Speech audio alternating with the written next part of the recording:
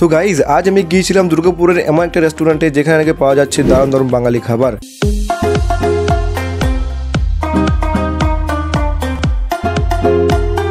দেখতে পাচ্ছ কত সুন্দর করে পরিবেশন করা হয়েছে, একদম কাঁসার থালায় খাবার দেওয়া হয়েছে, মাঝখানে সুন্দরভাবে একটা কলা পাতাও সাজানো হয়েছে। তো হ্যাঁ, আজ আমি গিয়েছিলাম দুর্গাপুরের হেসেল ঘর।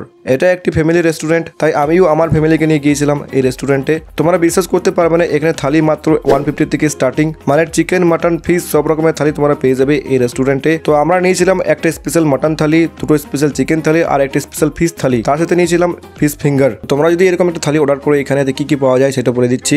এখানে পাওয়া যাবে রাইস, মাটন, সবজি, ঝুরি আলু ভাজা, ডাল, পটল ভাজা, পাঁপড়, লেবু, চাটনি, এরকম একটা থালি তোমরা পেয়ে যাবে এখানে। আর এখানে যতগুলো খাবার হচ্ছে সবগুলো আমি টেস্ট করলাম, খাবার কিন্তু ভালো রান্না করা হয়েছে, সুন্দরভাবে এখানে সিদ্ধ হয়েছে।